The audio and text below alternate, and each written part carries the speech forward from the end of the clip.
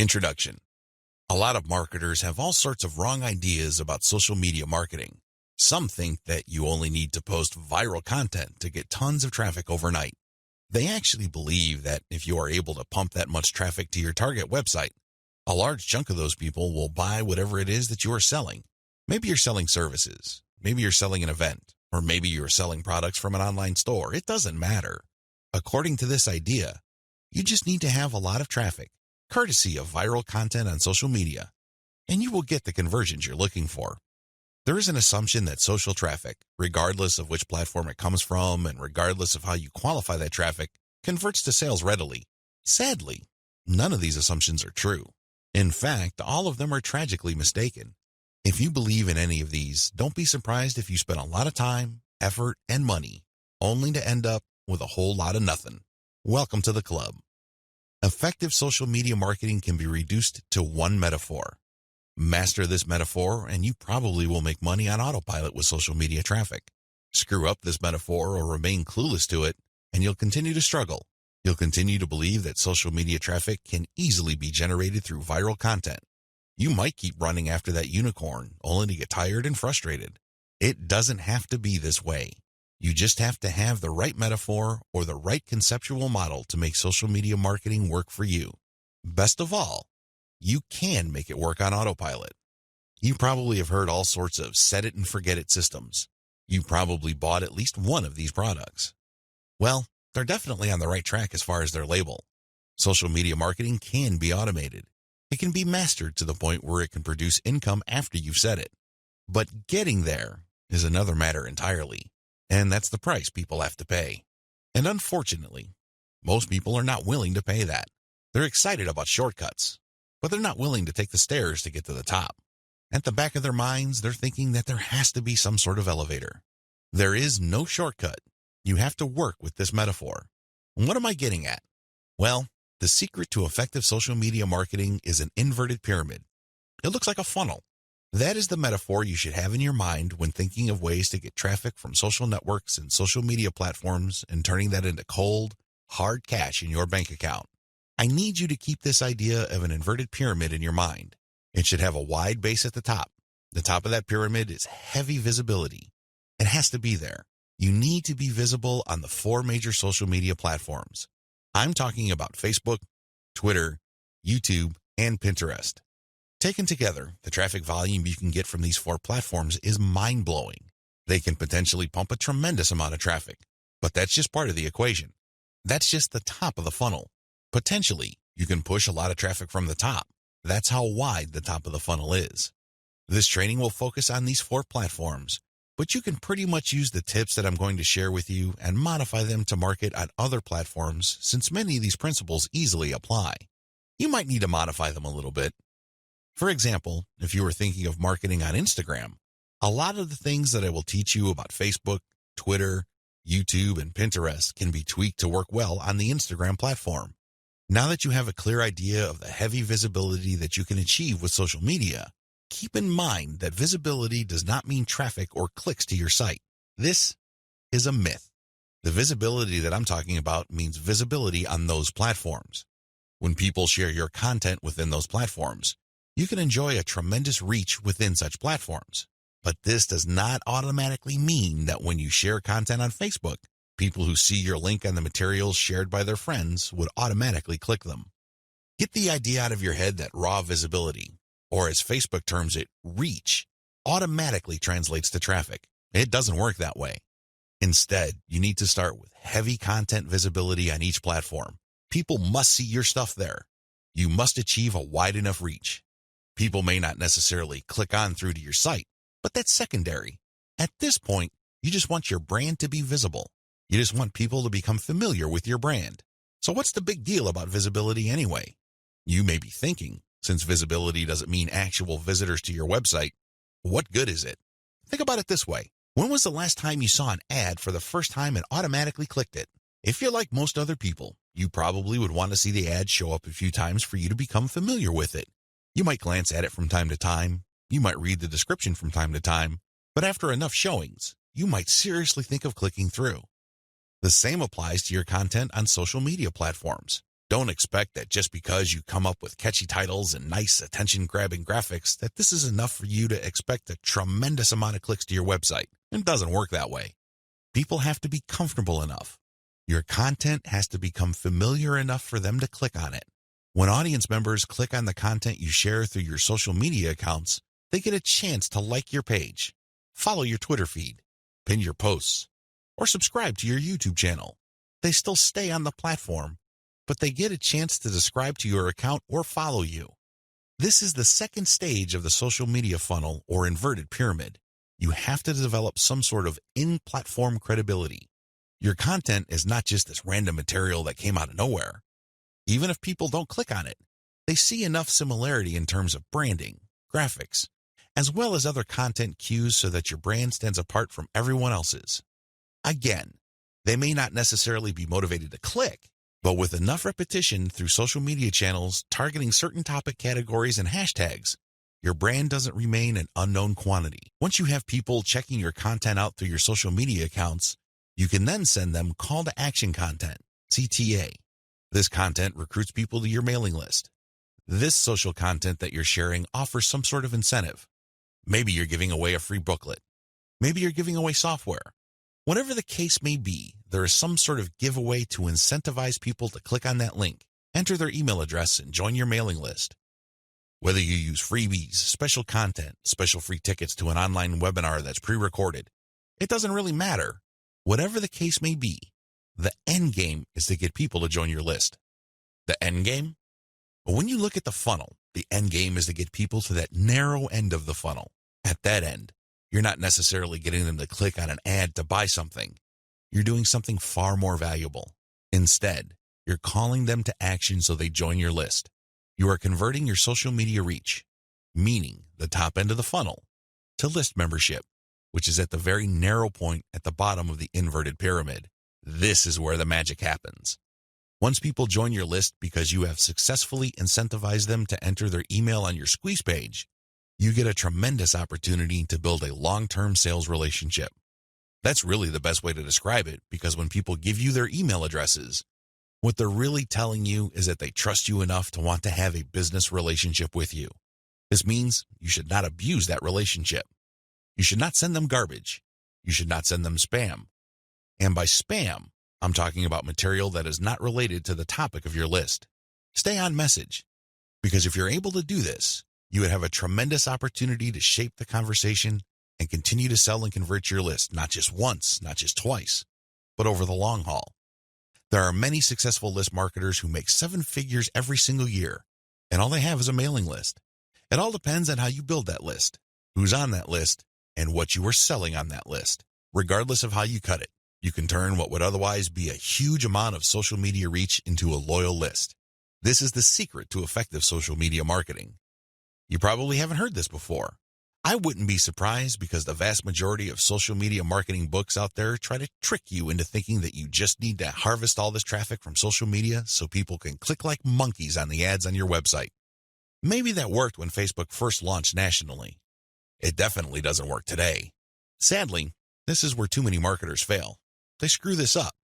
Now that you know the secret, here's some bad news. This is precisely the point where too many marketers screw up. When they're sending social media content, they promote their squeeze page directly. Although the squeeze page gives away freebies and incentivizes people to sign up, this is too much too soon.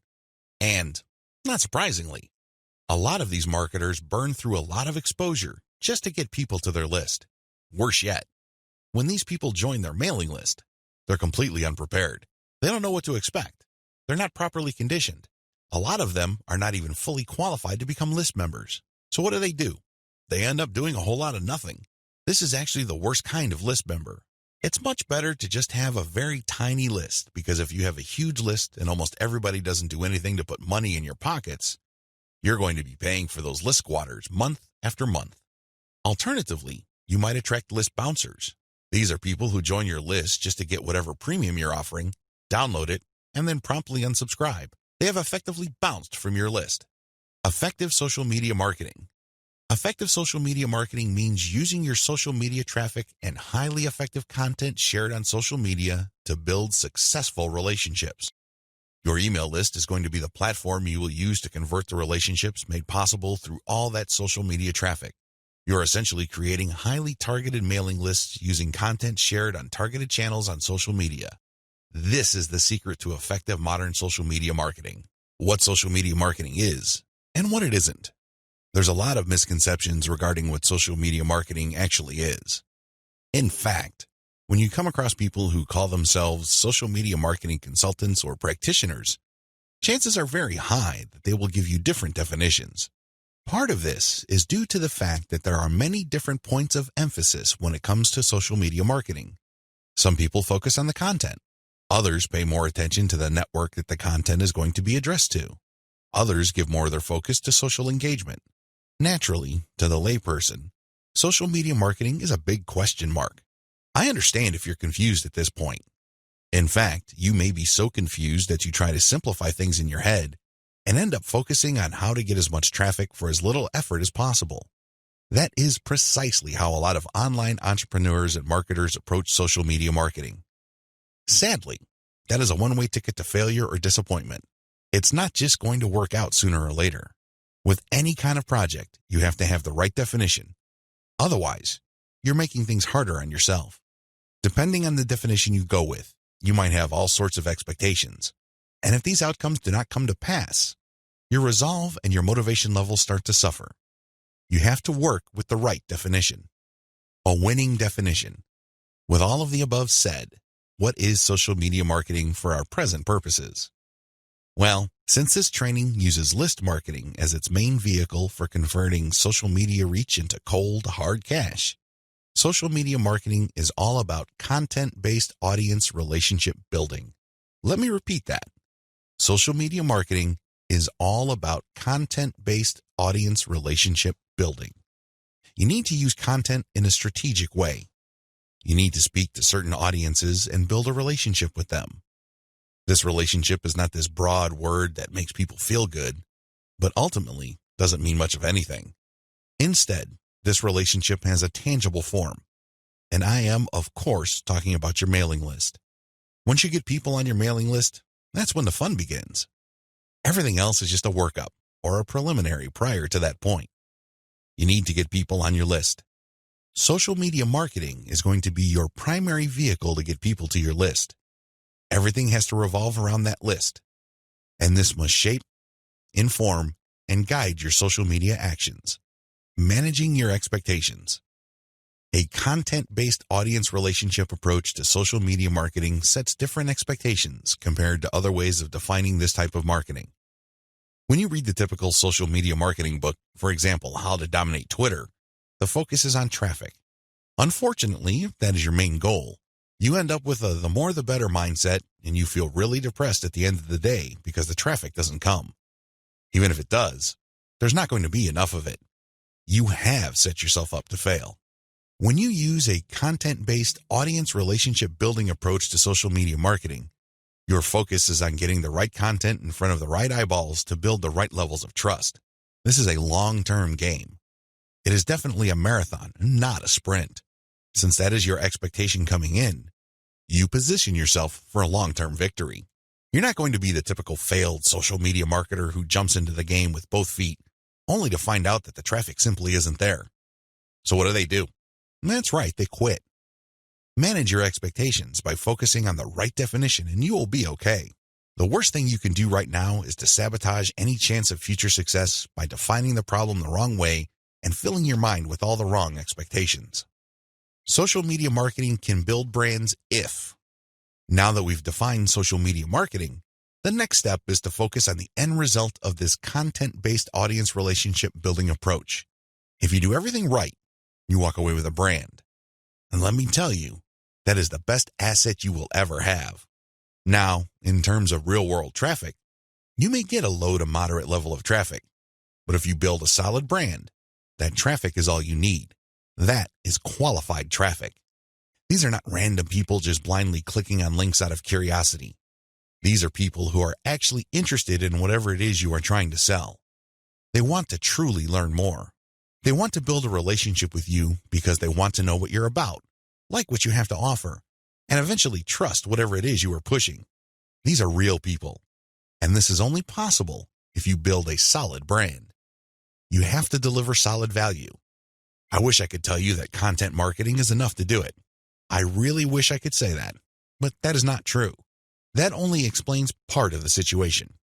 Sure, you have to deliver content that people truly are interested in, but at the end of the day, when they join your list, they are expecting and deserve value. That's how you build a solid brand.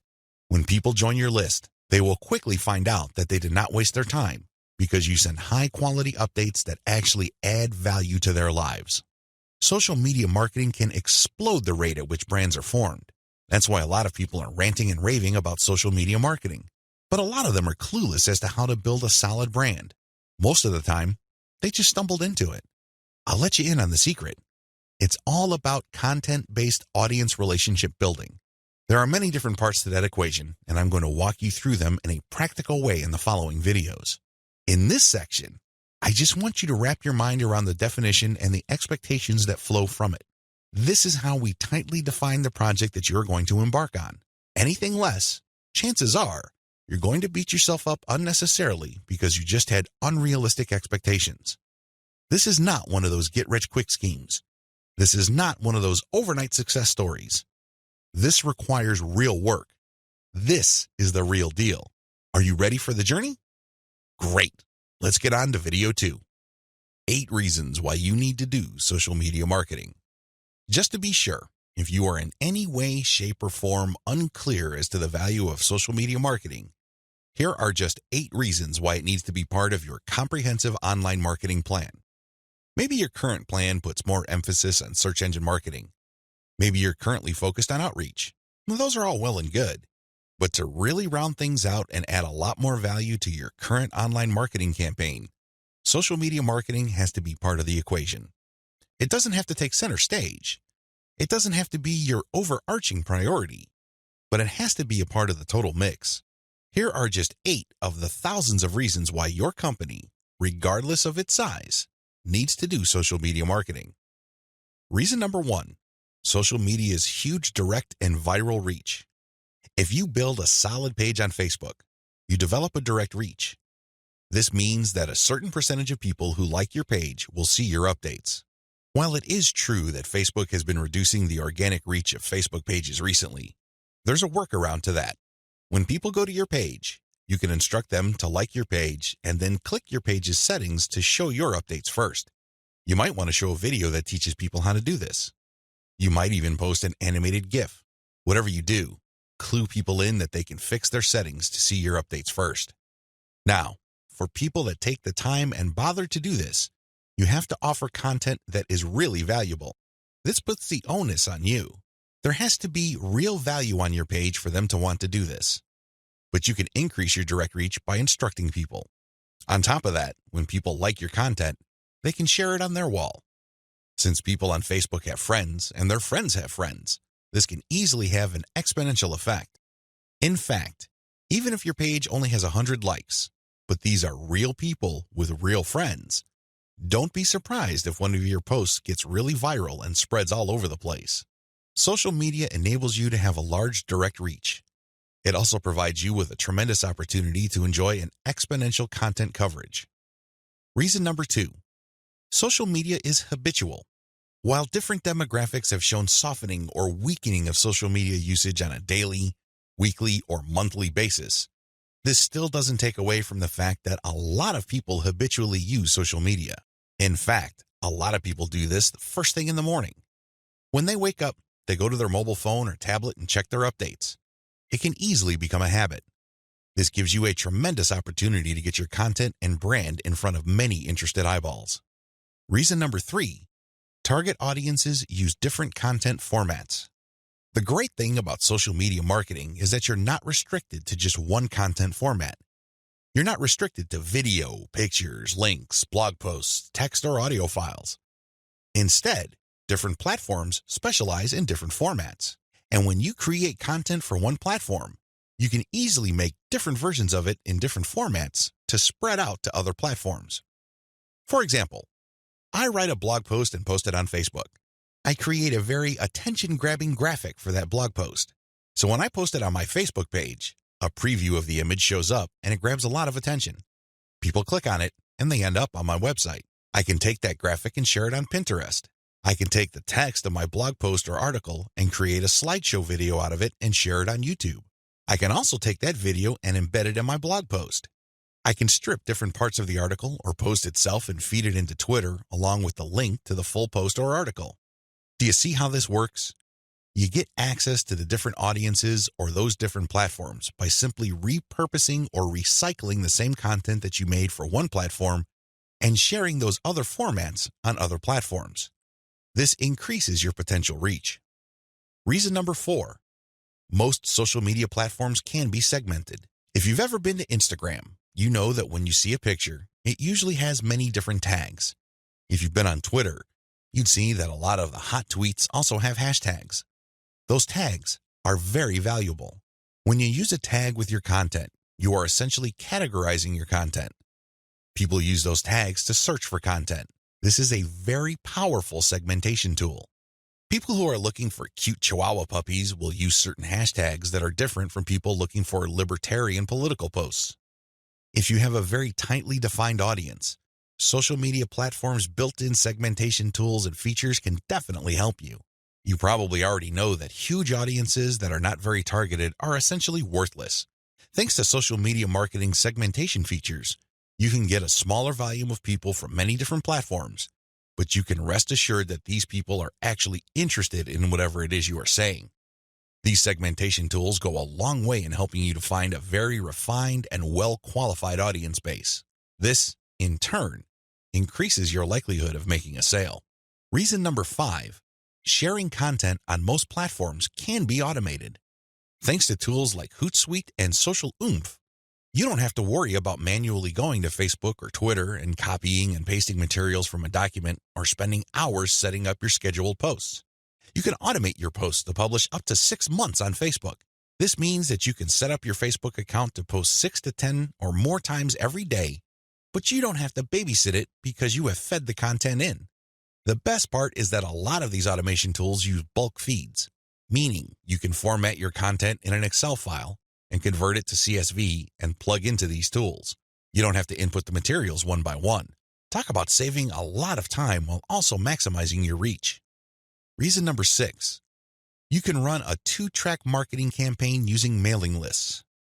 The heart of a content-based audience relationship marketing campaign on social media is to build a highly targeted mailing list. Now, this is not what you think. A lot of people are thinking that once they build the list, they're on their way to becoming a millionaire. Absolutely wrong. They're missing a step. When people join your mailing list, it really is a general mailing list. By general, I'm not saying that it talks about all subjects under the sun. I'm not talking about that. Instead, I'm talking about general interest in the specific topic. You really don't know yet at this point who is a buyer and who is a person who is simply looking for information and is still trying to make up their minds whether they trust you enough. You create a general list, and then eventually you try to upsell them to a buyer's list. And how do you do that? Well, you sell low-cost items on your general list. You can sell a booklet for $1. It doesn't really matter what the price is. It has to be very low because what you're really trying to do here is that you're trying to give people a means to identify themselves as a buyer, and you want to make it as smooth and easy as possible. $1 is almost an afterthought to most people. They won't think that it's too painful to buy your product. But once they get to your buyer's list, you eliminate them from your general list, and now you have a pure list of buyers. That list, my friend, is a gold mine. That's where you send your money-making updates. That's where you get people to check out your case studies and get them to pay top dollar for whatever affiliate programs or original products you are pushing on your buyer's list. This is called a 2-track marketing campaign. It's extremely powerful, and it has made a lot of people rich. But you have to step away from the very common mistake of thinking that once you get a lot of people to your mailing list, you have it made. Absolutely wrong. There is another step that you need to take. Reason number 7, your brand gets natural repetition through multi-platform marketing. Assuming that all your social media accounts on all 4 major platforms look similar to each other, you get many bites at the apple. You really do. When people run into your brand on Facebook, there's a chance they might run into your brand on Twitter. If there is enough graphical similarity between your brands, then they can see that you're all over the place and they can converse or engage with your brand regardless of where they are on the internet. Eventually, this builds a tremendous amount of familiarity and people might become so comfortable that they join your mailing list when you call them to action. The best part of this is that it happens naturally by you simply creating accounts on all the major platforms. Your brand speaks to people who are interested in your niche, regardless of where they go. Reason number 8. Save money through content repurposing. Make no mistake about it, content generation is expensive. Even if you hire highly qualified, talented, skilled, and experienced people from countries with huge numbers of people who speak English as a second language, you can still be out thousands of dollars every year. High-quality writers from places like India, Pakistan, and the Philippines may be cheaper than American writers, but their costs still add up over time. One of the things about social media marketing that really excites me is the fact that you can create content and repurpose it into many different formats. This reduces your cost. If I hire a writer from India and pay that person $1,000 a month, I can get a fixed amount of content. At this point, I can choose to pay that person another $1,000 to get even more content, or I can take whatever content he or she produced and turn them into videos, infographics, or strip them down into questions for tweets. I can turn them into diagrams. I can take the voiceover of the video that I produced and turn it into a sound file. I can even make a slideshow of those materials. Once I have all this repurposed content, then I can share them on format-specific platforms. For example, I can share the slideshows on SlideShare. I can post the infographics on Pinterest. I can post the product shots or general product pictures on Instagram. I can post the questions on Twitter. I can also post the videos on YouTube. Best of all, I can post all the formats on Facebook. Do you see how this works? When you do this, you buy content once, repurpose it, and share it so you get a higher chance of getting traffic or visibility with that repurposed content. You're not creating content constantly. In fact, the name of the game is to produce as little content as possible, but market these high-quality pieces widely. This is how you maximize their value. The old idea of constantly publishing content just to get a few eyeballs here and there is dead. Seriously, that's a one-way ticket to the poorhouse. Your better approach would be to make that content work for you by converting it into many different formats. You then share these different formats on platforms that specialize in those formats. I hope the 8 reasons above are clear and that you are pumped up to do social media marketing right. In video 3, we're going to talk about picking a social media marketing campaign that is most likely to produce results for your type of online business. See you there. You need to modify your social media marketing campaign based on your online business type. I know this video is going to throw a lot of people off, but people need to understand this. One of the major reasons why a lot of otherwise intelligent and experienced social media marketers fail to get the results that they're looking for is the fact that they're using the wrong approach. Their approach to social media marketing and the websites they're promoting is a one-size-fits-all approach. Now, you don't need me to explain to you why that's a bad idea. It doesn't work in most areas of your life, and it definitely doesn't work when it comes to social media marketing. You can't look at this project with the mindset that as long as you pull traffic from social media platforms, then you can use the exact same method and the exact same communication tactics, regardless of the online entity or business you are promoting. Since we're using content to develop relationships on social media platforms, this one-size-fits-all approach is even more fatal.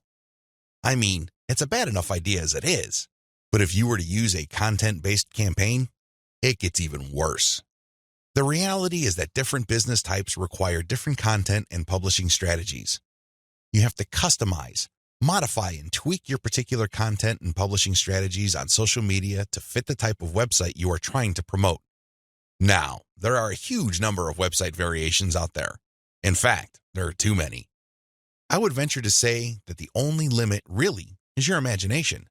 But if you were to categorize these different website types into 4 rough forms, they would more or less fall into the following: publishing, e-commerce or dropshipping, email lists, and traffic sales. Again, there are many variations of these, but if you were to look at the different types of businesses out there, you can pretty much reduce them to these 4 types. When you study these closely, they have different needs. They have different features that must be addressed. Otherwise, you're not going to get the results you're looking for.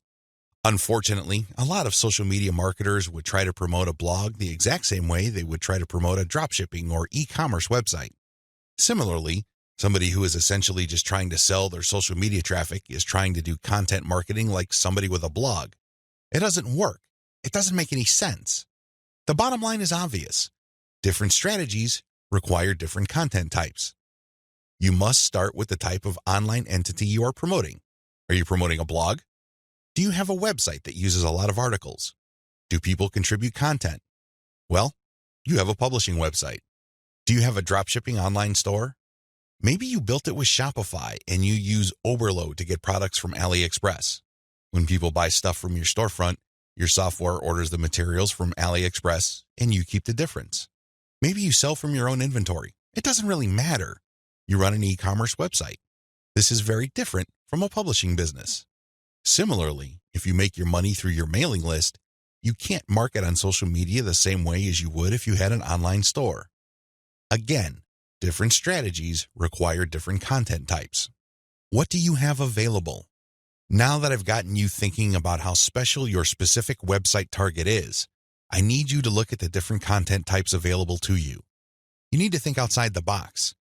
You need to look at all the available options out there and how you can create content that is tailored to your specific type of online entity. Here are the list of content types you can use to promote different online entities, but your specific focus and specialization should weigh more heavily on certain types of content instead of others. Audio clips, slideshows, infographics, diagrams, blog links, videos. The bottom line, don't just think links. It really freaks me out. In fact, it really saddens me when I see a lot of otherwise capable social media marketers focus almost entirely on spreading their links. They think that this is the end game. Well, yes, links are important. I can see where they're coming from because when people click on a link, that's instant traffic. But you have to understand that depending on the type of target site you are promoting, you would build a tighter brand if you share different types of content. In many situations, you probably would be better off sharing more audio or infographics and diagrams than if you were sharing naked links because people are bombarded with links every single day. You have to pay your dues. You have to become familiar enough to your target audience members using these different content types for them to eventually trust you enough to click on your link. Unfortunately, a lot of people have this in reverse. They start with the links, and when they get desperate, they then use other types of content. At that point, they're a day late and a buck short. Don't do that. Instead, use the derivative content first, and then play up the links.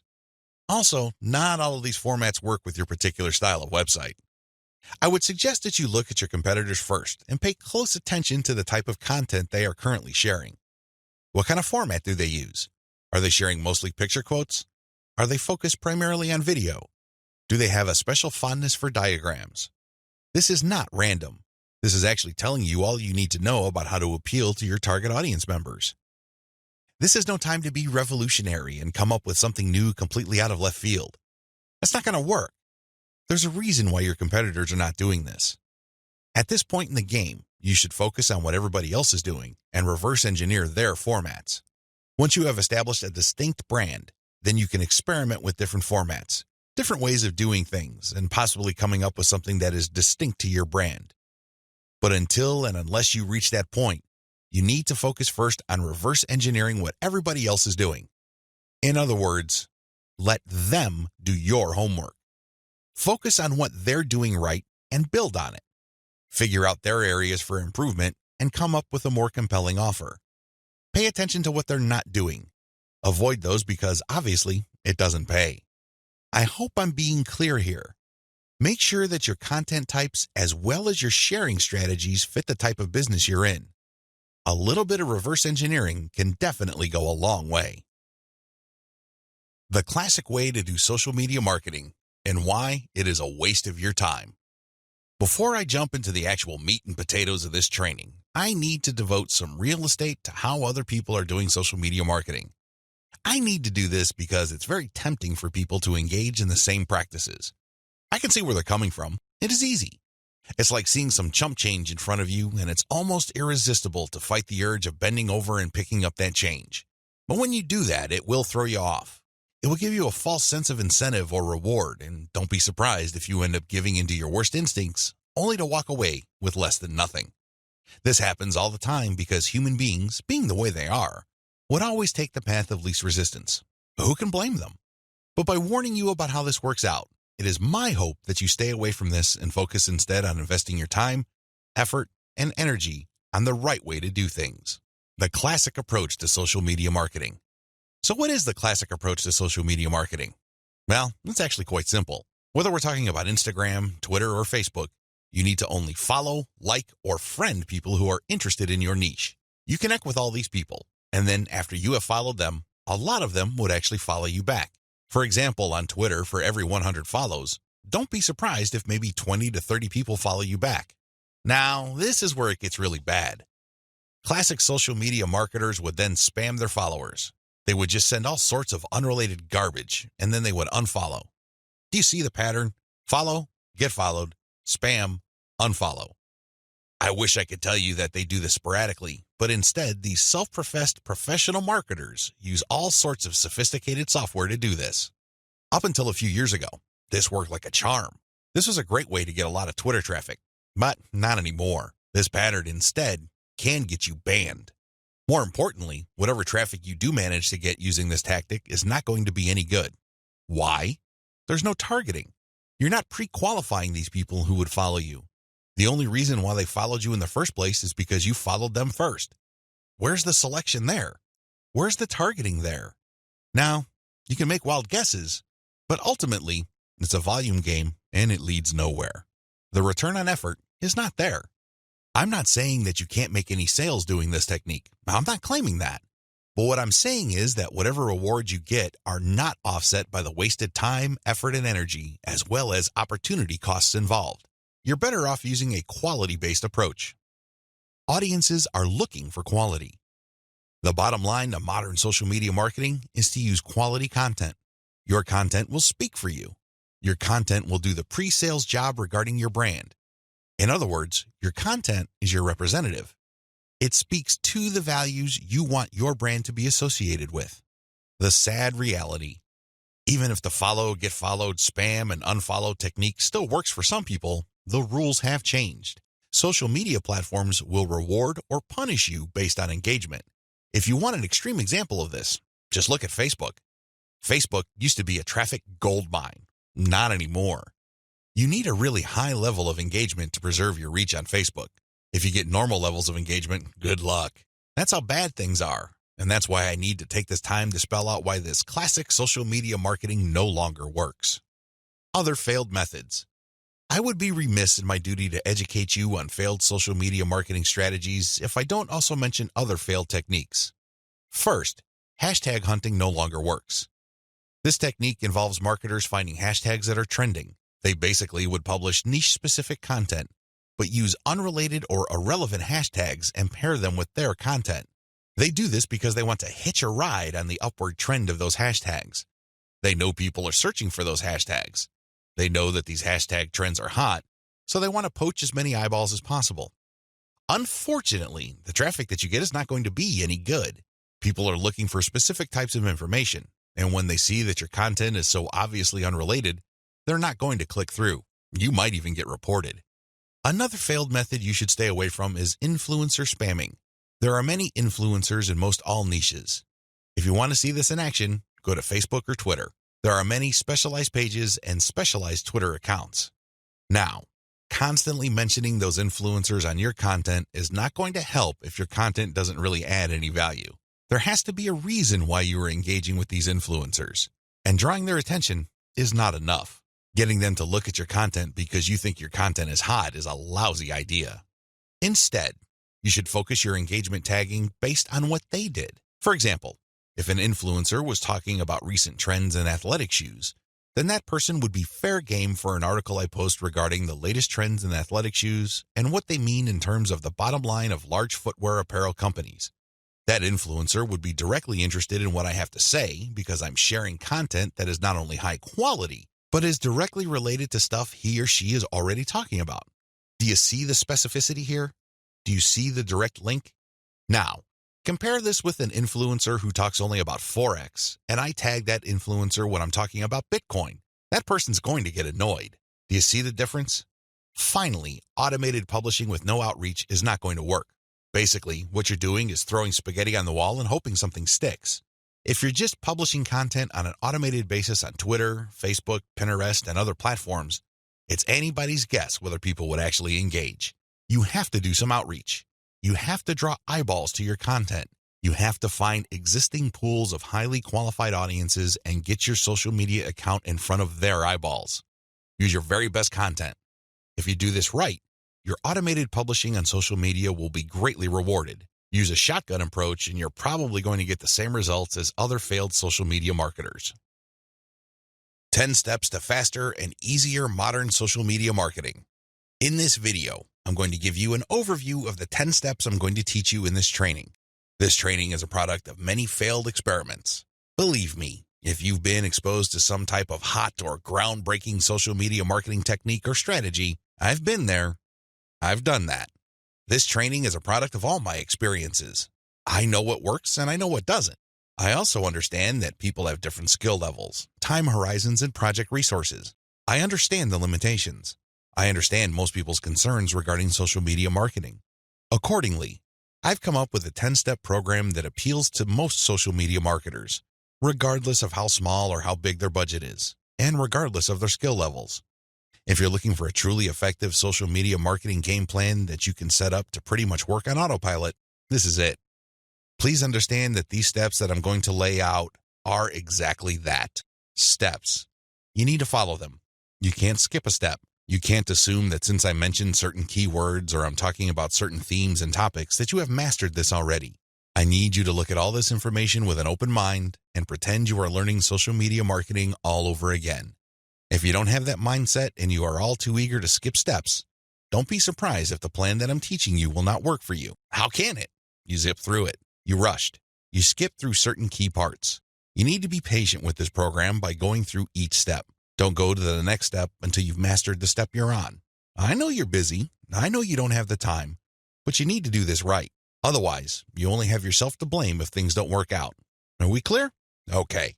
Here are the 10 steps to faster and easier modern social media marketing. Niche research and targeting. Content curation. Reverse engineer your competition's top content. Create fine-tuned payload content. Market your mailing list right. Unlock the power of repurposed multi-platform content. Automate content sharing. Scale up your targeting. Sell to your list differently. Reinvest your profits the right way. Those are the 10 steps. I know they sound pretty simple. They definitely appear pretty straightforward, but the devil, as always, is in the details. See you in the next video. How to do niche research and targeting the right way. I can't even begin to tell you how many times I've run into social media marketers and they automatically want to know about traffic generation. Forget about niche research. Forget about consumer intelligence. Don't worry about setting up the right site to get in front of the right target audience eyeballs. Let's just skip straight to the good stuff. That's the kind of mindset that I run into all the time. And that's why a lot of people struggle in this game. You have to understand that until and unless you find yourself barking up the right tree, you're just going to be chasing your tail. I know I'm using a lot of dog analogies, but these are the most appropriate. Most people are simply just chasing their tails and wasting a whole lot of time doing stuff that doesn't really add to their bottom line. A lot of these, and I would guess all of them, can be quickly dispensed with if people only did niche targeting ahead of time. In other words, know your audience. Since you have a clear profile of who your target audience is, the next step is to go to these different social media platforms and find them there. Believe it or not, whatever it is you are promoting, regardless of how esoteric, obscure, or weird it may be, there are already people on social media platforms talking about or showing interest in whatever you are promoting. I know it sounds crazy, it sounds weird, but it's absolutely true. Your job as a marketer is to find those audiences on these social media platforms. The way to do this, of course, is to identify your business's target audience. Sadly, most marketers don't even bother with this. Instead, they just look at social media marketing as a simple task of finding traffic. That's it. That's the name of the game. That's all there is to it. If you want to be successful, you need to be clear about who your target audience is. And believe me, this is not always easy. You're going to run into the temptation of making educated guesses about who your target audience members are. Most of the time, that doesn't work. Thankfully, there is an easier way. The more you take random shots in the dark, making all sorts of wild guesses, the more money and time you will lose. There's a shortcut here. Find your competitors. Seriously, just find them. And let me tell you, regardless of how weird, esoteric, or seemingly unknown your niche is, there will be at least one competitor on social media. Find that organization or business and let them do your niche and target audience research for you. Since they've already started and are already speaking to your audience, find out who your competitors are and look at their social media profiles. Reverse engineer who they're following. Pay attention to who they're targeting. Look at how they categorize themselves. In the most simplest terms, pay attention to the hashtags they use with their content. These clues should be enough to give you an idea of where to start. This way, you get a head start. You're not completely stuck in the dark and absolutely clueless as to what to do. Instead, you have some objective, tried and proven information you can work with. Pick your target niche. You have to remember that every business can be positioned in at least one of two ways. The bigger your niche, the more angles you would have at your disposal. You can look at different subsegments of your niche. You need to understand how this works because you might think you have a clear niche, but it may well turn out that there are many different layers or tiers to that niche. There might be different subsegments there. You should have a clear understanding of what your niche is generally and what subsegments exist within that larger niche. Again, you can reverse engineer your competitors to take a stab at this. Regardless, you need to do this. You need to get this information. Now that you have an idea of what your target niche is, go to the different platforms like YouTube, Facebook, Twitter, and Pinterest. Now, look at whether these places have sizable content areas or messaging areas like Facebook pages, groups, Google Plus communities, Twitter hashtags, Pinterest pinboards, and existing YouTube channels. Pay attention to these places and see if your niche is big enough on those different platforms. If you notice that a particular platform doesn't really feature that much content for your specific niche, this is a red flag. The demand may not be there. The audience size might not be worth your while. On the other hand, if you see there's a lot of videos regarding the topics that you're going to be hitting, this may be a good sign. But you need to do another level of analysis. Pay attention to the number of competitors you have. If there seems to be a huge number of competitors fighting over the same niche, then this is going to be a problem.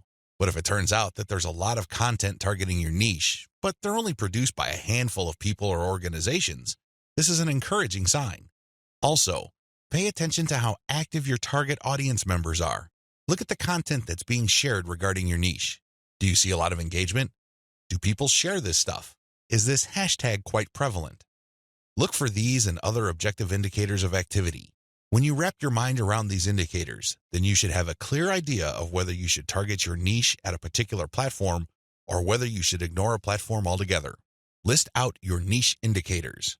While you're doing reverse engineering, pay attention to how your niche is indicated on platforms.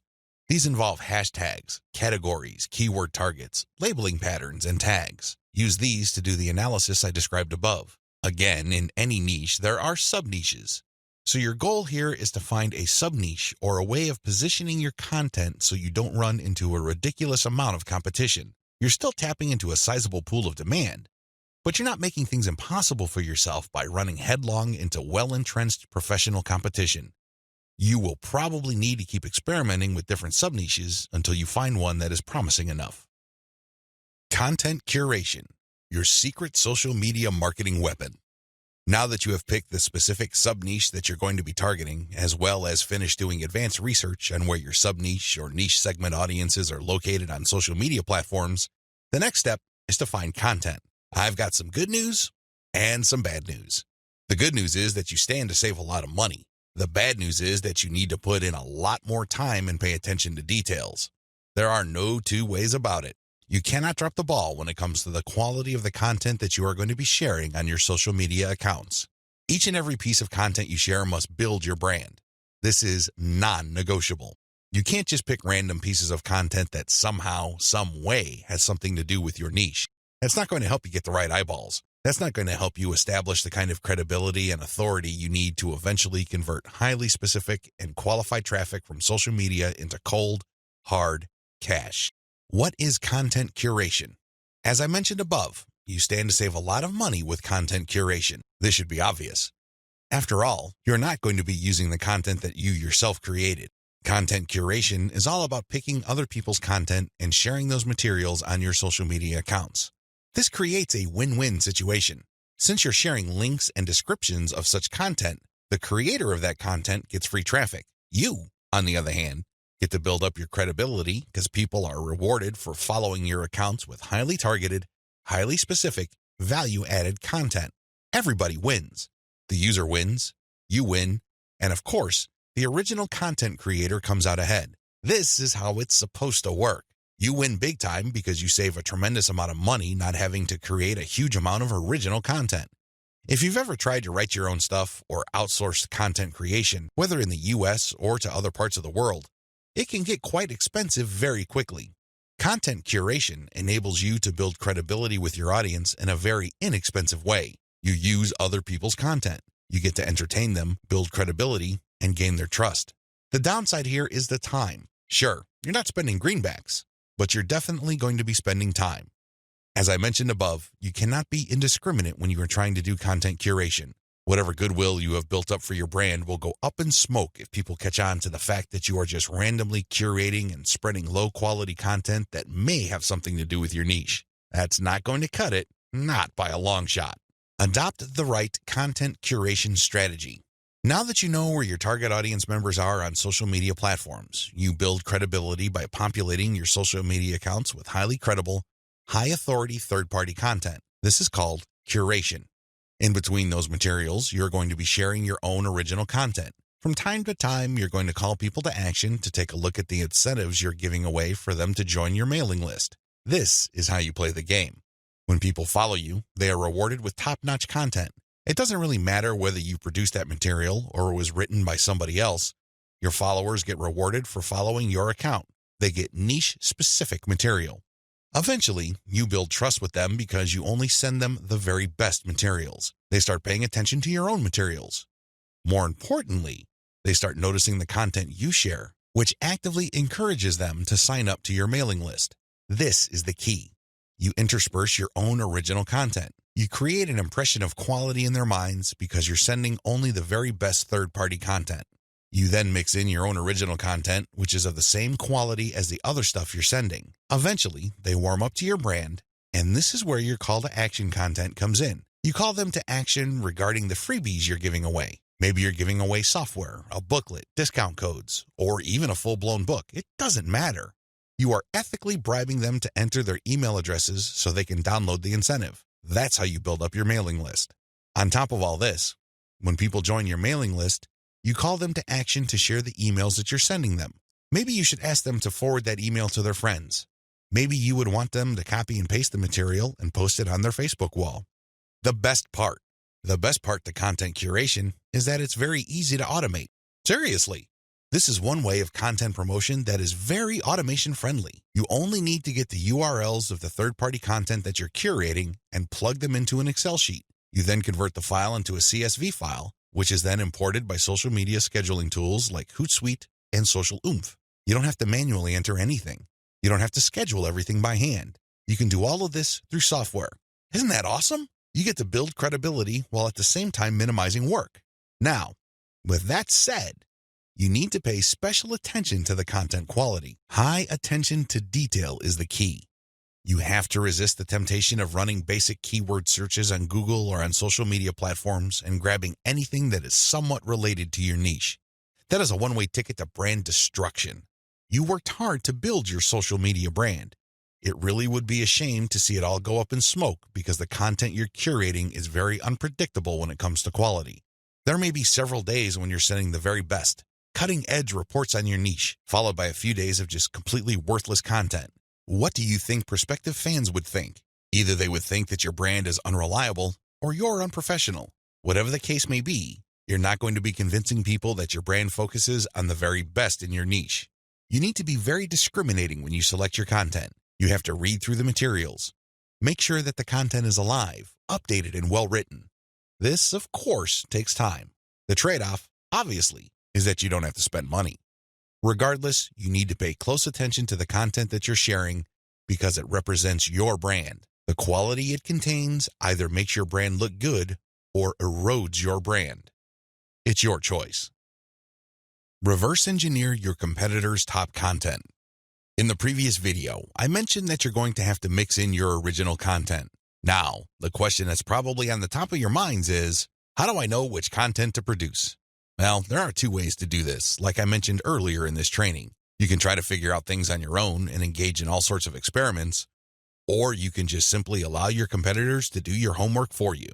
I hope you can see which path is the easiest. It should be obvious. If you are sending the very best content on your niche, your original content must be at the same level or better. Otherwise, your followers are not going to take the bait. They're not going to trust your brand. They appreciate the fact that you're collecting all this information, and they're probably going to stick around and follow your social media accounts. However, you can't count on them to do much of anything else. There's really no incentive for them to join your mailing list. Why should they? Your content is not that great. They only need to compare the kind of original content you produce with the other top-notch third-party stuff you're sharing to see your weakness. Do you see the problem here? You have to produce top content if you want your brand to be credible. Thankfully, this is easier than you think. Simply reverse engineer your competitors. Look at their most successful stuff. How do you know?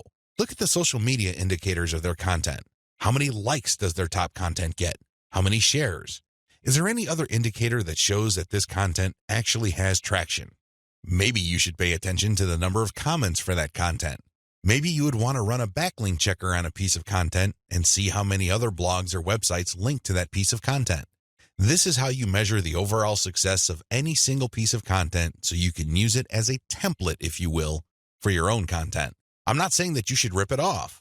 Instead, I'm encouraging you to use it as a starting point and come up with something so much better.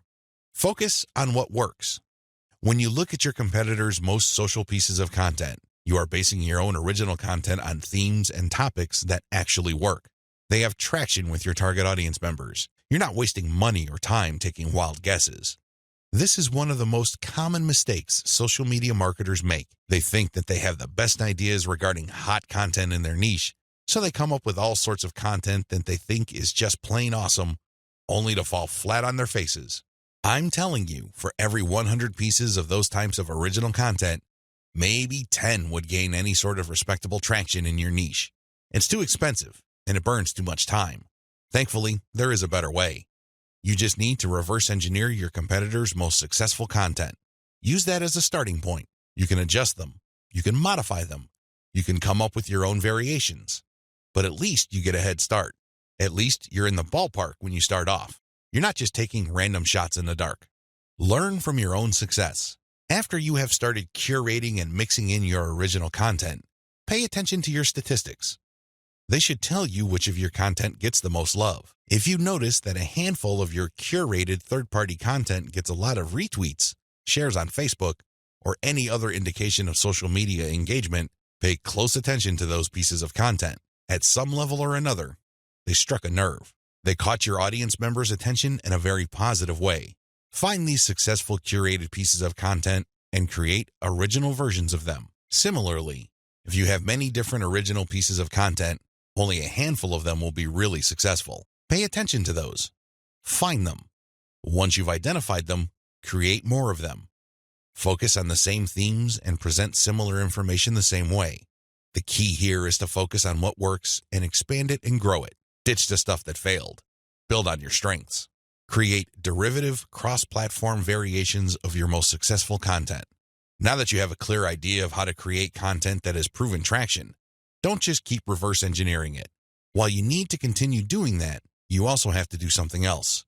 Create derivative or cross-platform versions. For example, one particular type of blog post does well on all your social media accounts. Identify its themes, pay attention to its patterns, and come up with another blog post. See if that works. If you achieve the same level of success, you're onto something. This is not a fluke. This is not a one-time thing. You have struck on a theme that your audience members readily enjoy. The next step is to take things to a whole other level. Instead of just cranking out yet another blog post, create videos about that theme, make specialized diagrams, produce infographics. Take these materials and share them on social media platforms that specialize in those formats. For example, for blog post URLs, share them on Twitter and Facebook. For videos, share them on YouTube. For diagrams and infographics, share them on Pinterest. Drilling even deeper, look at your hottest blog posts and strip out key questions and use these as leads or titles for tweets. Tweet the same content several times over the course of a week. Of course, don't drop it all in 1 hour, but space them out. Still, when you use the right questions, you become very visible on Twitter. Pair these with the right hashtags. The bottom line, the great thing about content curation is you save a lot of money, but you are also positioning yourself to build on your strengths. You focus on things that you're doing right and figuring them out so that you can predictably produce successful content. Now, this is not going to happen overnight. You have to keep experimenting until you find the right themes that consistently work with your audience. Fine-tune your payload content. As I have mentioned previously, you can come up with your very own content based primarily on the social signals of the top-notch third-party materials you are curating. Put simply, when you are going through your research, you will keep coming across certain pieces of content which get a lot of engagement on social media. These are all the objective indicators you need to understand that you are looking at high-quality, high-demand content. At that point, you can come up with your own version of that content. You can use it as a template, so to speak. Another approach would be to just do curation first. You just take all the high-quality third-party content with great social signals and put them all on auto-publish on your social media accounts. You run this curation campaign for several weeks. Soon enough, you will see a pattern. Eventually, you will see that some of these materials get a lot more engagement than others. At that point, you can then come up with your own version. Personally, I pick my own content using both methods. If I'm in a hurry to get people to sign up to my mailing list, I do the first method. But if I'm unsure about the niche or I'm still trying to feel my way around in terms of understanding my audience, I would stick to the second method. There's really no one right answer. It really all depends on your situation. The great thing about the second method is that you are picking out your original content strategy based on what actually works in terms of your social media accounts. You have to understand that even though high-quality third-party content may have a lot of objective social signals, those signals may have been generated in different contexts. Maybe the original publisher was doing something that you may not be doing. Do you see how this works? Still, you can definitely do the first method if you're in a hurry. But if you have some time to spare, you might want to try the second method. Do curation first, let it run, and then pay attention to your statistics. You should be able to see a pattern.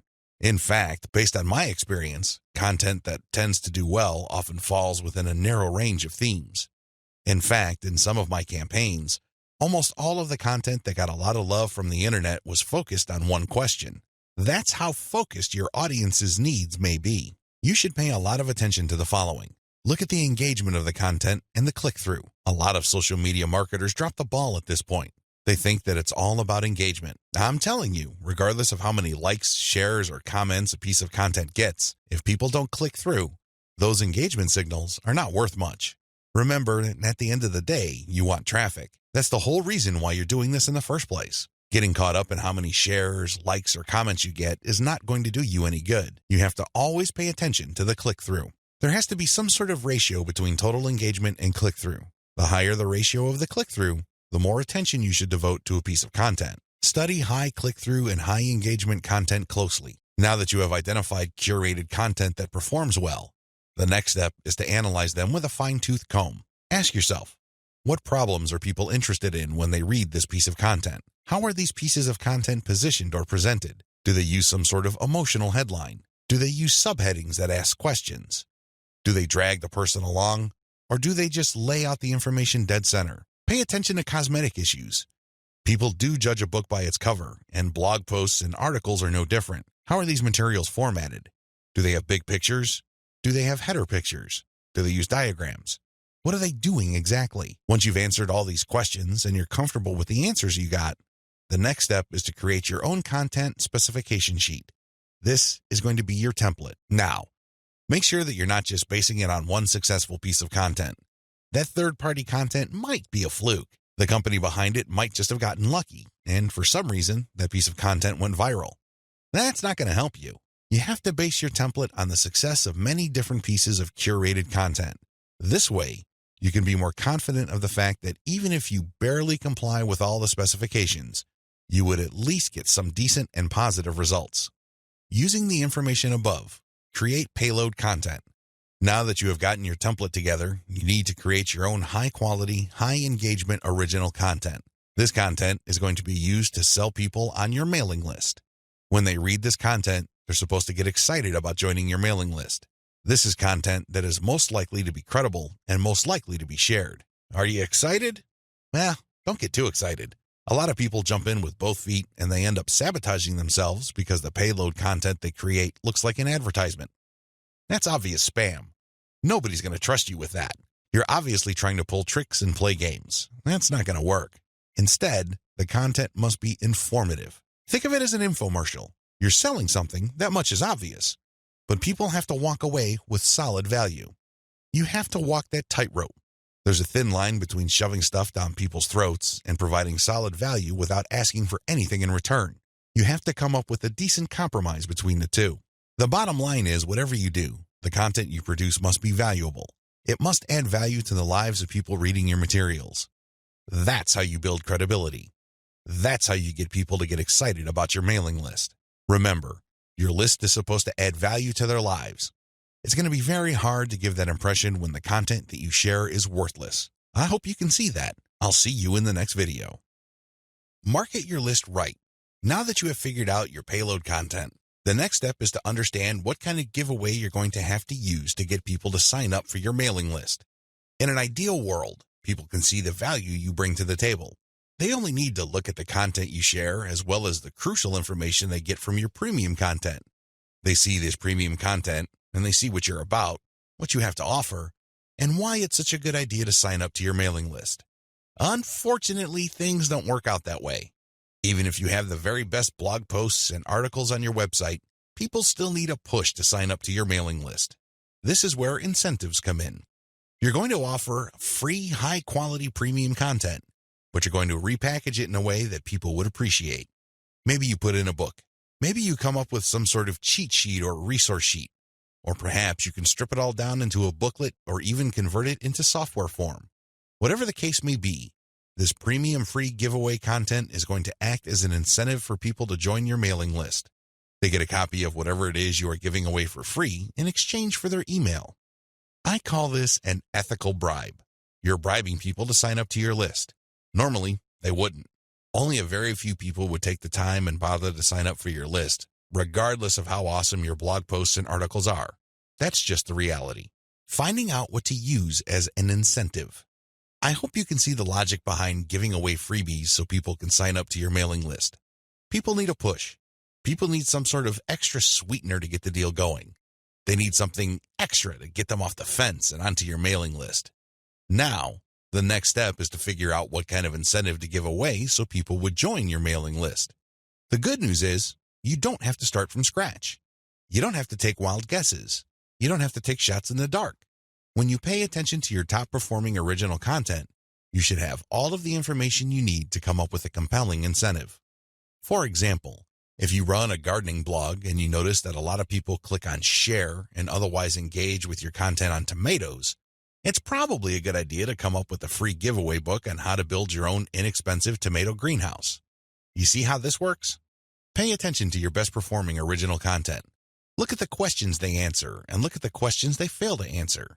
This way, you can use your popular content as a launching area for your incentive content. You let your readers know that if they need more information, and they will because the content that they're enjoying or missing certain items, they should click on this link. That link, of course, is your squeeze page. The squeeze page advertises your giveaway and lists out the reasons why people would want to download that giveaway. It's pretty straightforward. You're just offering premium content that your other freely available content is already pointing to. They're pointing to that content because they don't contain that material. They do a good job of building credibility and authority. They do a great job adding value to the lives of your readers, but it's also obvious that there are certain parts that are missing. For those extra materials, they have to sign up. It's absolutely free. It doesn't cost them a dime, but they need to sign up to your mailing list. This is how you set up your mailing list. It has to be closely tied to your premium content. Coming up with incentives or freebies that look like they came out of left field because they're unrelated to whatever it is you're currently doing is not a good idea. Chances are quite good that you're going to fail. When you come up with incentive content that is directly related to the materials you're already sharing, you create a feeling of value. There's also a feeling of exclusivity. After people have seen your content and have become aware of what you are and what your brand is about, you let them in on a special premium. This is a special deal that other people who haven't accessed your brand have no idea about. Position all your original content to push your mailing list first. To play up the value of your incentive content, you first have to promote the value of the mailing list. I know this sounds counterintuitive, but if you think about it, it makes all the sense in the world because, in reality, it's the mailing list they're signing up for. The freebie that you're giving away is just a bribe. It's intended to get people to enter their email address and nothing more. If you were to use all your original content to play up the fact that people can get this additional content, don't be surprised if people sign up to your list and quickly unsubscribe because they really don't care about your list. Again, you're walking a tightrope here. On the one hand, you want people to get excited about the premium you're giving away for free in exchange for their email address. On the other hand, you want people to see the value that they would get by being members of your mailing list. This is how you should play it. All your original content should push your mailing list first.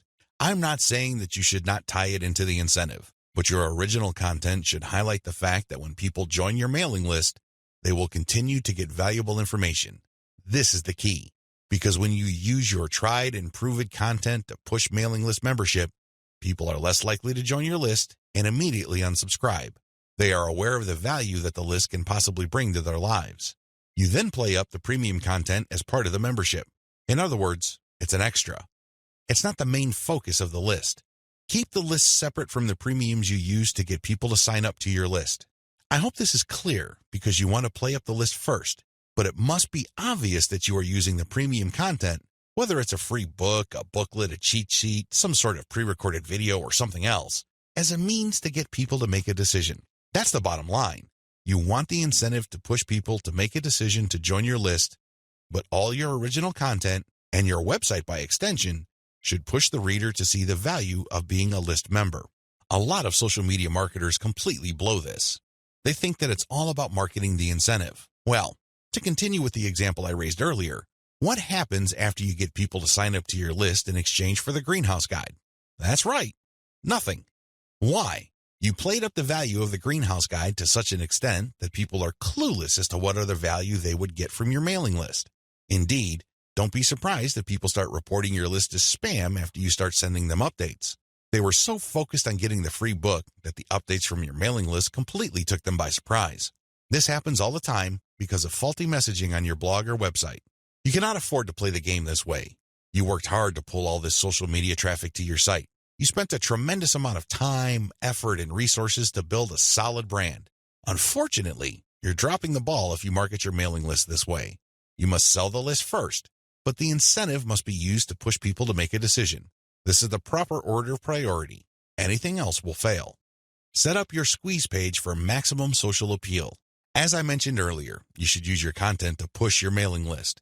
You should use your content to upsell your squeeze page. But this doesn't mean that you can get away with badly designed squeeze pages. It's not going to cut it.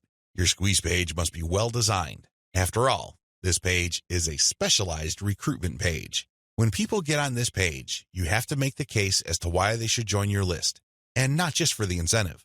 While the incentive takes a big chunk of the real estate of a squeeze page, you should be clear about the fact that people are signing up to your list. With that said, you have to make your case.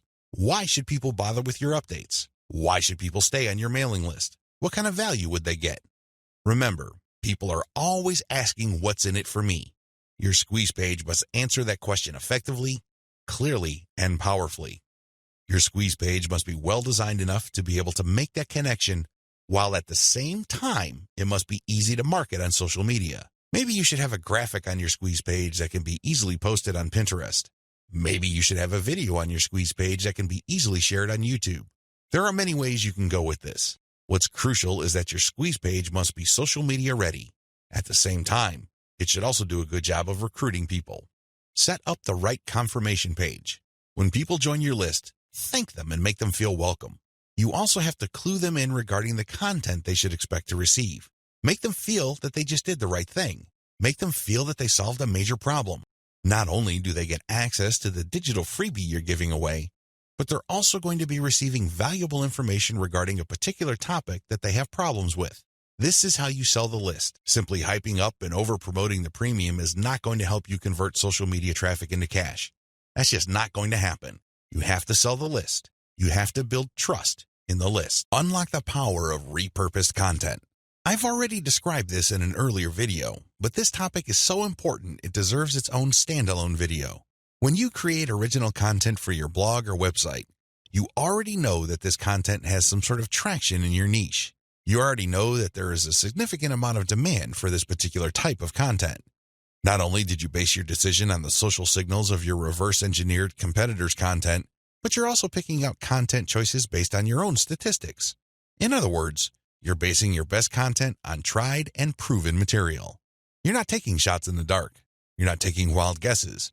You're not crossing your fingers and hoping that something sticks.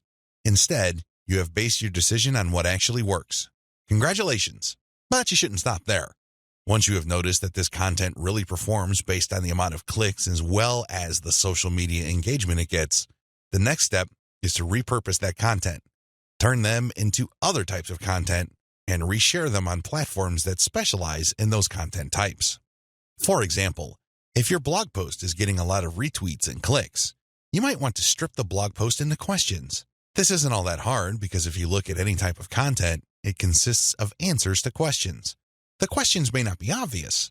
The questions may not be plainly stated, but the content is meant to address certain concerns. These concerns can be reworded into questions. Strip your most powerful and best performing content into a series of questions. Each question then is linked to the article or blog post that answers it. Tweet these and pair them with niche-specific hashtags. By using automation tools, you can rotate different questions that essentially promote the same piece of content. Since you're rotating hashtags, there's a high chance that different people looking for different segments of your niche would become aware of your tweet and possibly click through. Another thing you can do is turn your article into slideshows. Each article brings to mind many different mental images. Come up with different pictures for each of the topics raised by your article and create a simple slideshow using PowerPoint. Share these PowerPoint presentations on SlideShare. You can also use other tools to create a video from your slideshows. Once you've created these videos, you can obviously share them on YouTube. Alternatively, you can look through the issues you raised in your blog post and turn them into infographics. Infographics are essentially stripped-down graphical forms of articles or blog posts. They focus on the most important points you raised and make them easier to understand by the viewer by converting them into pictures. Share these infographics on Pinterest. Finally, you should make sure that all your blog posts or articles have a nice header picture. This way, when you load the link on Facebook, a nice preview shows up. It grabs eyeballs and people are excited to share the content.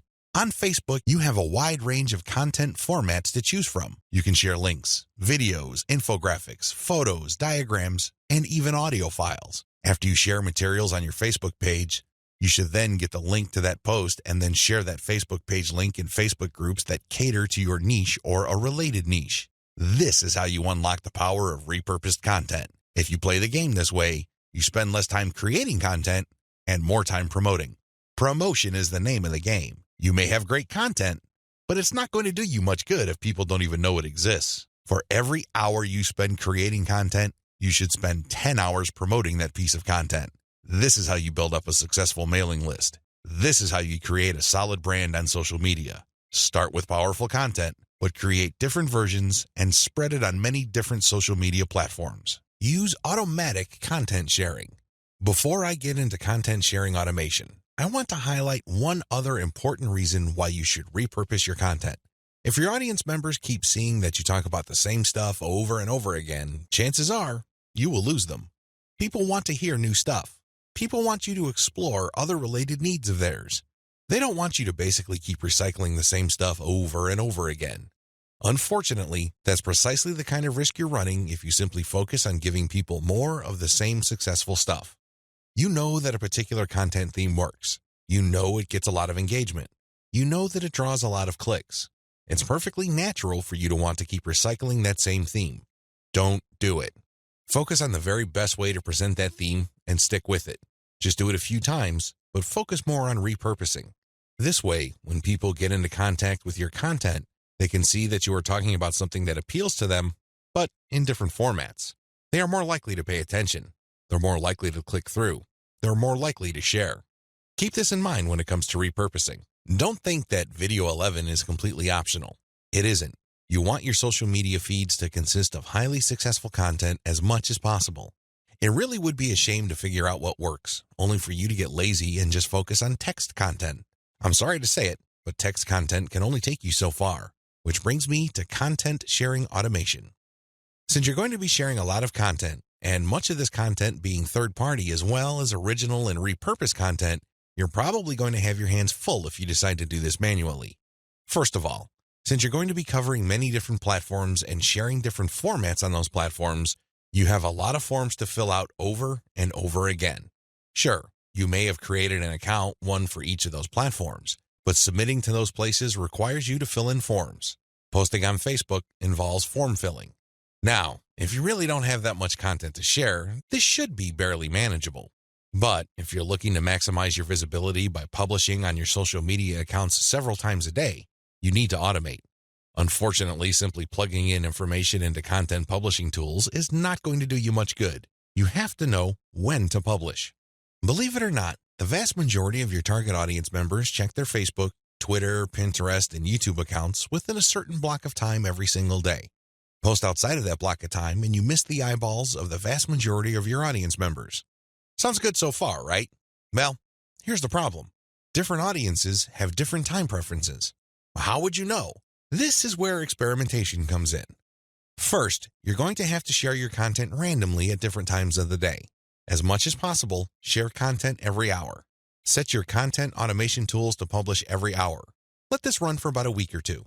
After the experimental period is over, check your stats. Facebook Insights, for example, will tell you when most of your page fans checked out your content. Armed with this information, you should set up your automated software to publish your content in a cluster to fit those optimal times. For example, in the experimental stage, you're publishing one piece of content every hour. That's 24 pieces of content spread out over a full 24 hours. After you checked Facebook Insight, it turned out that 80% of your content views actually take place between 8 a.m. and 5 p.m. You then take those 24 posts and compress them within that 8 a.m. to 5 p.m. window. This is how you publish in clusters. Forget time blocks outside of that time frame. This way, you maximize your chances of the right eyeballs seeing your content. Special notes for Twitter. If you're going to be publishing on Twitter, republish your content many times during the day at the most optimal time frame. Facebook Insight already told you that your content is being viewed within a specific time frame. Chances are your Twitter fans have the same social media viewing habits. Stick to that time frame. Now, here's the secret. Set up your automated content publishing tools to tweet out your best content many times during that time frame, but you also have to rotate different hashtags. This way, you can reach different people looking for hashtags that are related to different subsegments of your niche. Special notes for Facebook. When publishing to your Facebook page, don't hesitate to publish original content that you have published before. Try to avoid publishing only once.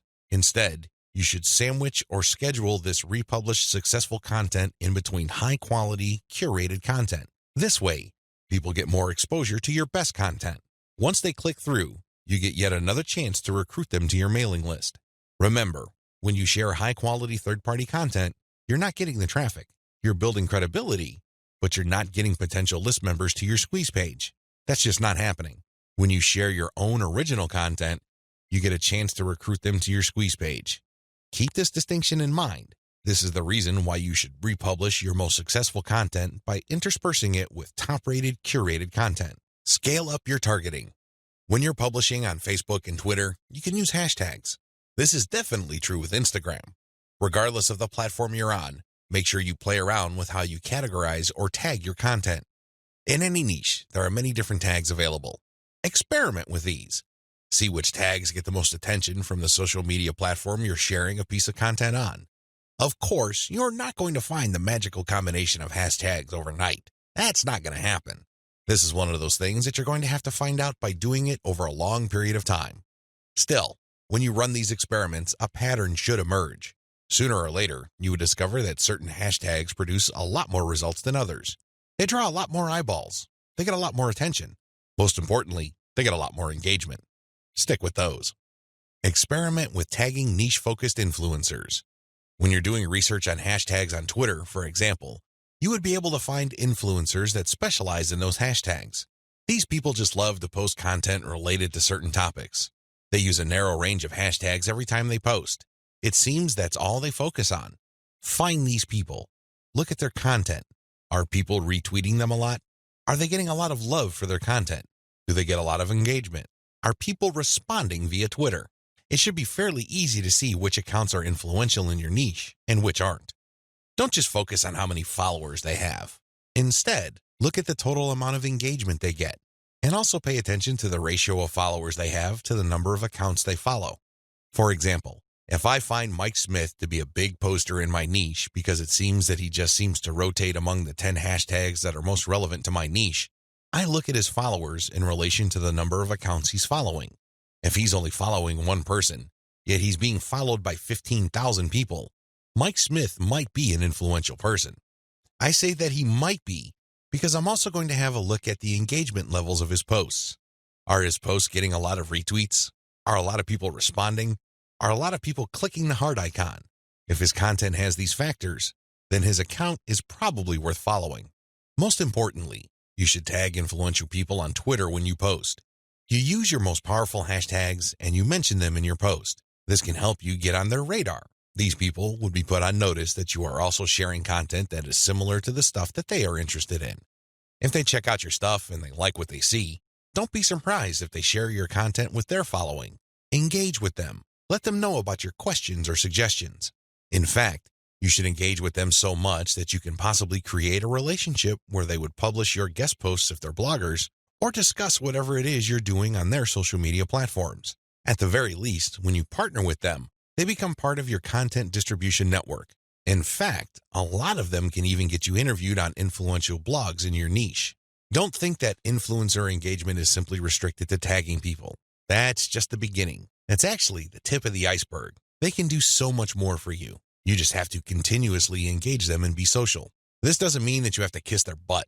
This doesn't mean that your stock response to all of their posts is amazing post or great post, I love it. That's not going to work. That's not going to push the ball far enough. You have to actually engage. And oftentimes, this might seem like you're criticizing them. This might seem that you are offering a negative view, but you need to get their attention. You need to bring home the point that you actually know your stuff and that you are also credible in the same niche space. That's how you get them to take you seriously. That's the kind of engagement that builds respect. Otherwise, you're just going to look like another member of the choir. They really don't have any incentive to interview you or post your guest content. Why should they? You're not really sharing any information or suggesting any points of view that are different or distinctive. Experiment with paid traffic. Only after you have spent a lot of time drumming up free traffic from social media marketing should you even think of buying traffic. I know this sounds a bit extreme, but it's the absolute truth. Why? Well, in the beginning, you don't know when your target audience members will be reading your content. In the beginning, you don't know what their demographic breakdown looks like. How many males compared to females are in your audience pool? Do males or females like certain types of content that you share? What are their age ranges? Where are they located? I hope you see the big picture here. You have to use free traffic to do initial audience intelligence. Once you've gotten all these important insights, you can then start paying for Facebook ads and other platforms' ads. If you start any earlier than this point, you probably would end up wasting your money. Study your statistics first. Pay close attention to audience patterns. Take out ads based on these patterns. Sell to your list differently. At this point, you have turned social media traffic into list members. Congratulate yourself. You've managed to do something the vast majority of social media marketers cannot do, or, worse yet, don't even think about doing. It's quite an accomplishment. Unfortunately, even at this point, it's still too easy to drop the ball. In fact, a lot of people who have mailing lists stay with one mailing list. They think that as long as people who visit their blog sign up to their mailing list, they're good. Well, at a certain level, they're correct. A certain percentage of those list members will buy affiliate products that you promote on your list.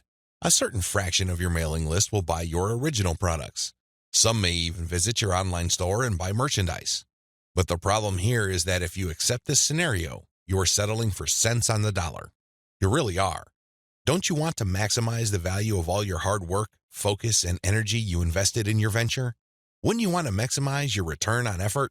If you want to get maximum results from your mailing list, You have to sell your list differently. There are really no two ways about it. Every other approach would lead to, at best, mediocre results or, at worst, no results at all. Keep the following tips in mind. Use different content on your list. When people join your mailing list, chances are they join because they got exposed to some of your content. They already know what you talk about. They are already familiar with the quality of your content.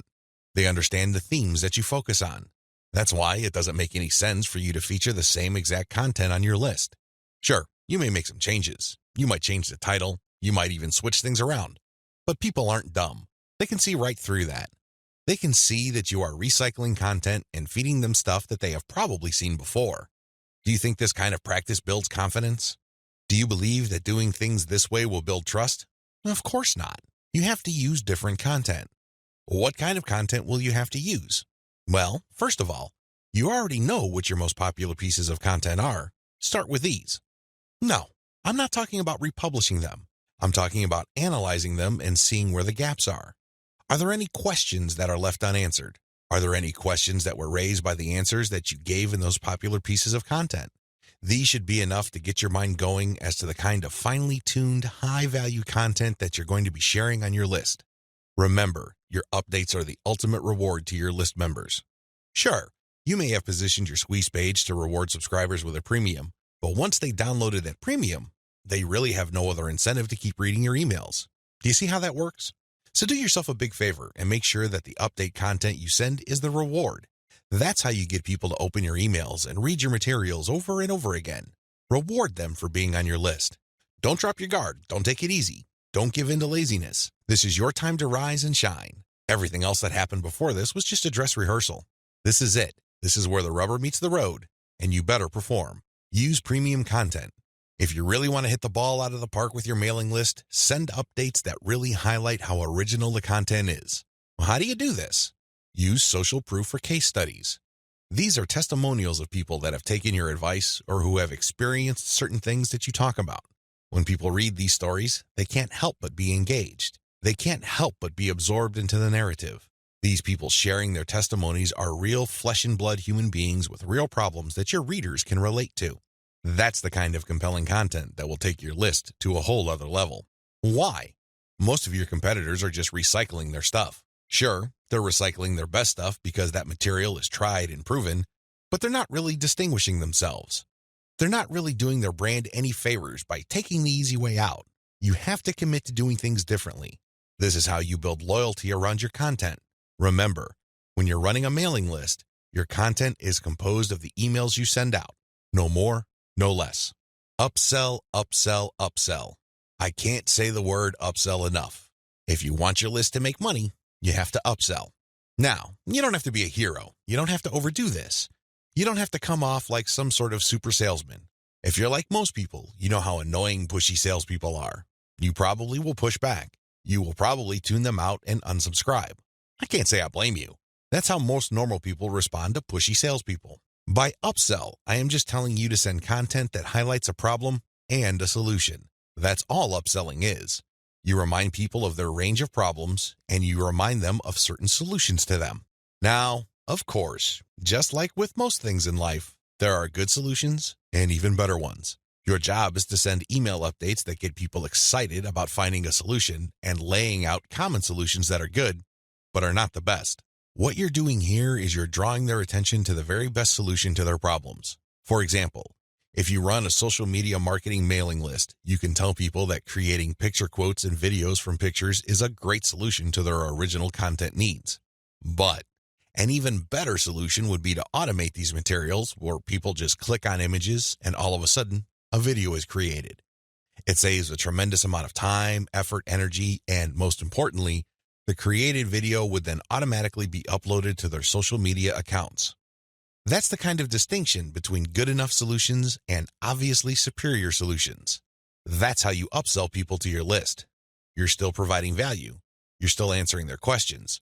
You're still addressing their needs. But you're laying out a range of options. They can try to do things on their own or try to do things the way most people handle the problem, or they can try something else. When they look at that something else, that's when you sell your affiliate product, your original product, or your service. Regardless of how you do it, you need to upsell, upsell, upsell. I wish I could tell you that this was easy.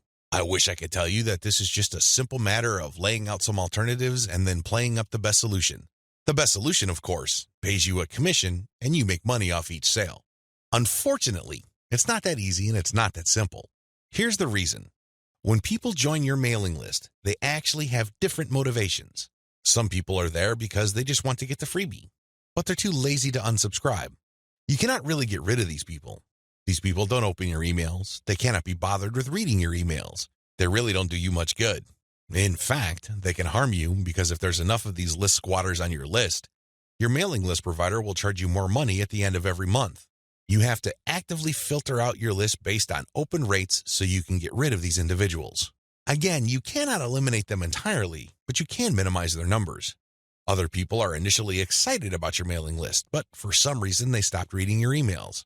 Even others constantly check your emails, and they really love what you have to share, but the problem is they feel that your premium offers are simply too expensive. Now let me clue you in on a secret. When somebody tells you that whatever you're offering is too expensive or too unaffordable, what they're really trying to say is that you haven't completely sold them on it yet. Alternatively, you haven't completely filtered them yet. Either they're not motivated enough, or you did not give them enough reasons to be motivated. Regardless, they're still on the fence. You need to push them off the fence. Expert salespeople know this because in the big scheme of things, there's no such thing as unaffordable. If you talk to somebody and you convince that person that they absolutely need to buy your product, there's really no difference between a $10 product and a $1,000 product. They will get that product because you have elevated their perception of that product to the realm of need. People take care of their needs first. Their wants are often left at the back burner. I hope you understand this. I hope you get this. It's not because your affiliate product is too expensive in absolute terms. Instead, it's because you have failed to either qualify the prospect or make your case. And this is why simply upselling by itself is not going to work.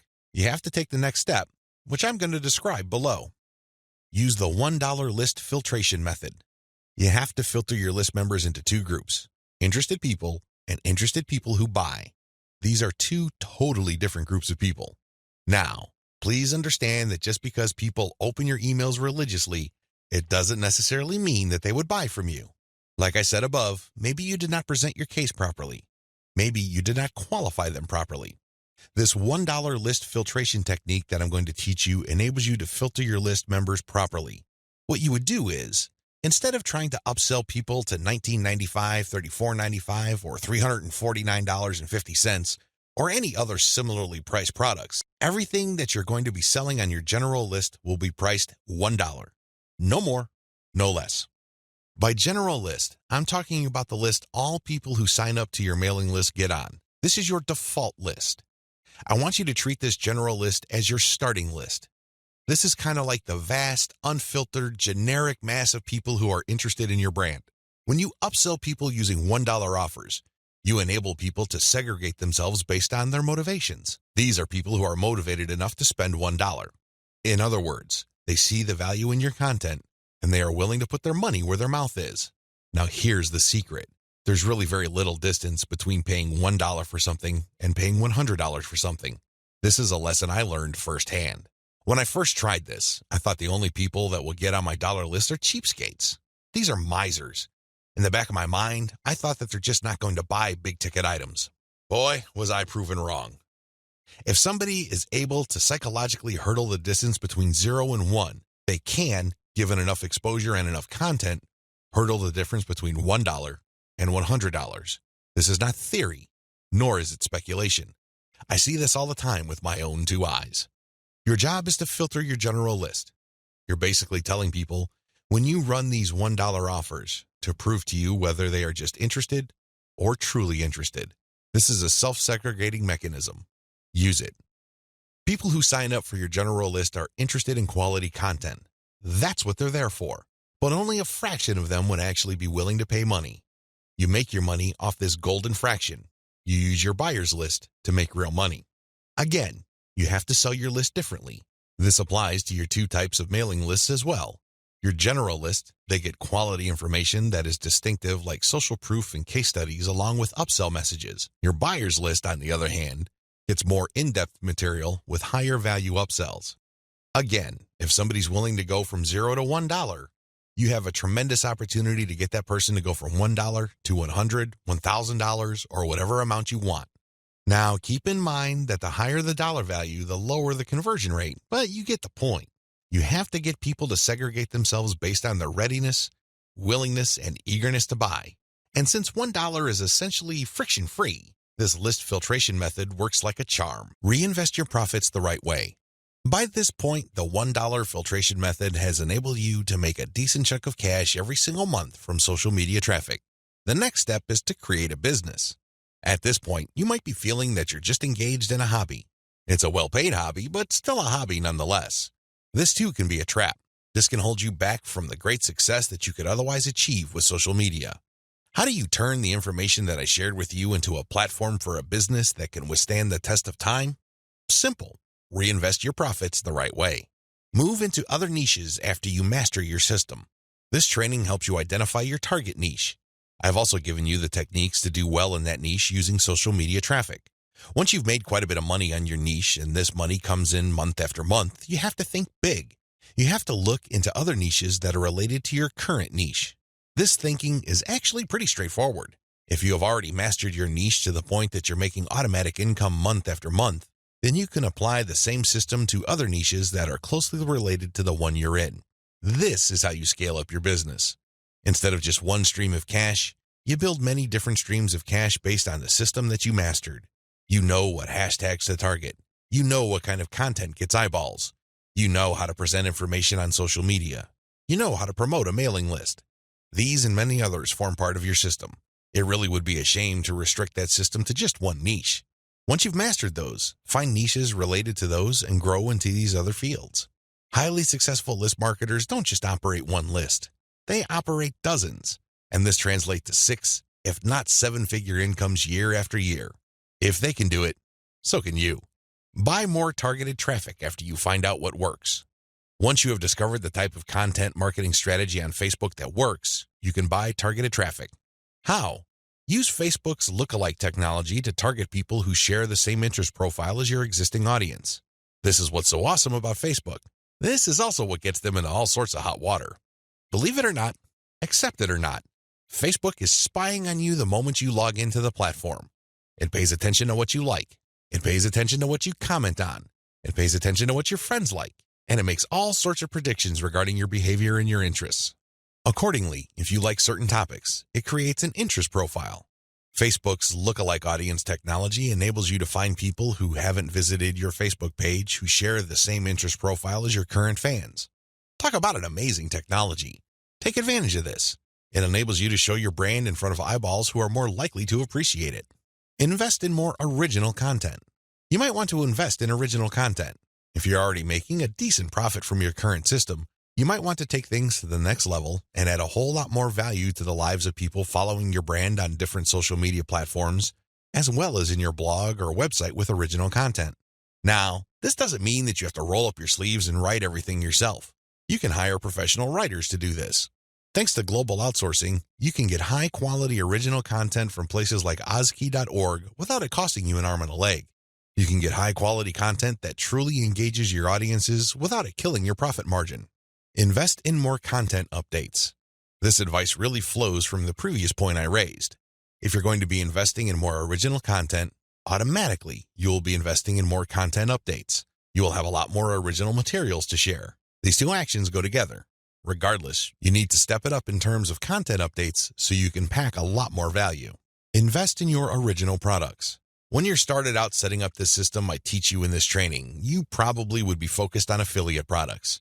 You get an affiliate from an affiliate program, you market that link on your email updates. When somebody clicks on that link and buys something, you get a commission. Pretty straightforward, very simple. Well, if you really want to make a lot of money, you have to turn your back on affiliate marketing. You really do. Instead, you have to sell your own stuff.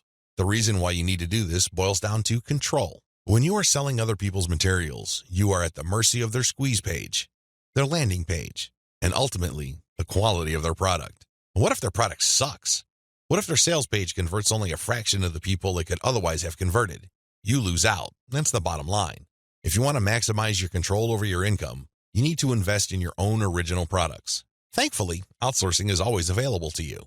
You can outsource to professional companies like Ozkey.org or other specialized content producers to help you produce high-quality original materials for cents on the dollar.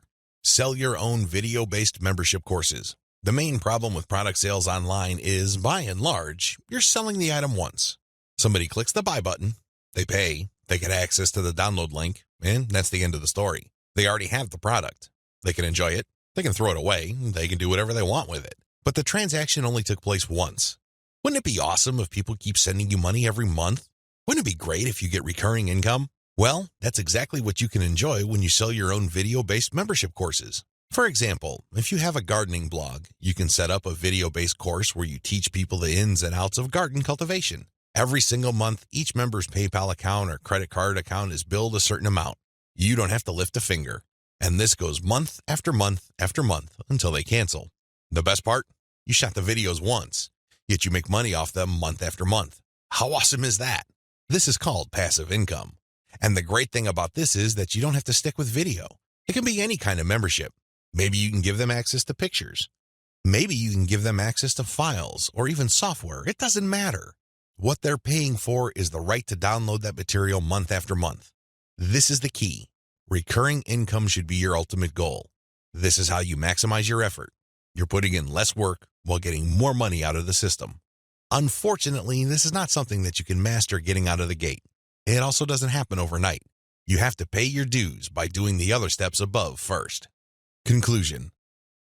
Social media marketing confuses a lot of people. It definitely leads to a lot of dead ends if you let its myths get the better of you. This training shines a light on one effective way of using social media exposure to turn social media reach into cold, hard cash in your bank account. While I'm not claiming that these steps are easy, they are doable. You just need to follow instructions. You need to conduct experiments and focus on what works. The key here is to use this information to fit your particular set of circumstances, to produce practical, actionable steps that you can use to earn a truly passive income. Don't move one step ahead until you've mastered the previous step. Now that you have all the information that you need to succeed, please understand that none of this will make you rich if you let it stay in your head. Not in a million years. You have to take action on them. You have to get that sense of urgency that you need to make this information a reality. The longer it stays in your head, the less likely your finances will change. Give yourself a deadline. Commit to a firm start date. Once that date comes, start. You don't have to be a hero. You don't have to hit a home run the first time you step up to the plate. As long as you're making a small step forward, that is good enough. Why? A small step forward is still a step forward. You have to keep doing it. You have to take step after step. It doesn't matter what side of the bed you woke up on. It doesn't matter what you're feeling. None of that matters. What matters is you stick to the plan. If you're able to commit and focus, you will succeed. I wish you nothing but the greatest success. Thank you for watching this training.